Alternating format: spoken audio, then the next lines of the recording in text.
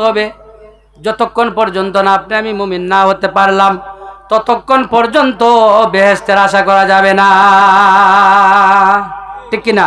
হ্যাঁ, আল্লাহ কুরআন শরীফের সূরা আহজাবের মধ্যে রাব্বুল আলামিন পবিত্র কালামুল্লাহ শরীফের মধ্যে তো সুন্দর করে ডাকেন, ইয়া আইয়ুহাল্লাযীনা আমানু, হে ঈমানদার বান্দা বান্দীগণ, হে আমার মুমিন বান্দা বান্দীগণ, মুমিন বান্দাদেরকে আল্লাহ পাক রব্বুল আলামিন বলেন, ইত্তাকু, তোমরা ভয় করো, আমানুত্তাকুল্লাহ, হো আমার ঈমানদার হল তোমরা ভয় করো। কি করো? তোমরা ভয় করো। আমানুত্তাকুল্লাহ ওয়া কুলু কাওলান সাদীদা। রব্বুল আলামিন তার মুমিন বান্দা বান্দীদেরকে ডাক দিয়ে বলেন, ও আমার মুমিন বান্দা বান্দীগণ, তোমরা আমি আল্লাহকে তোমরা ডরাও, আমি আল্লাহকে তোমরা ভয় করো, আমি আল্লাহকে তোমরা ভয় করো। মনে করো অন্ধকারে তুমি চুরি করেছো, মনে করেছো তোমাকে কেউ দেখে নাই। অন্ধকারে কুয়াশার মধ্যে তুমি ডাকাতি করেছো, তোমাকে তো কেউ দেখে নাই।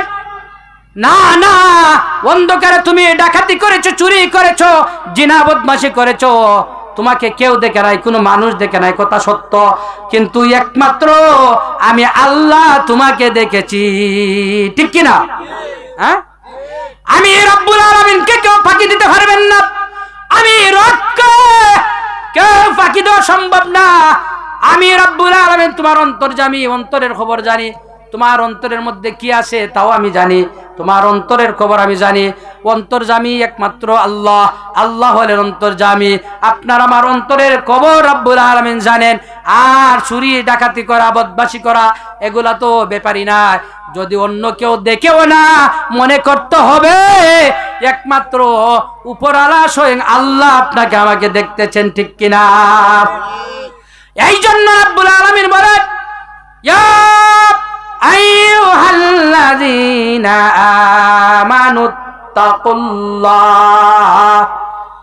ওয়া কুলু কাওলান সাদীদা। আল্লাহু আকবার। রব্বুল আলামিন বলেন, বান্দারে, ও আমার মুমিন বান্দা বান্দীগণ, তোমরা সব সময় আমি আল্লাহকে ডরাও, আমি আল্লাহকে ভয় করো। তাহলে বোঝা গেল আল্লাহকে ভয় করতে হলে আল্লাহর কাজ করা লাগবে, নিয়ে লাগবে না?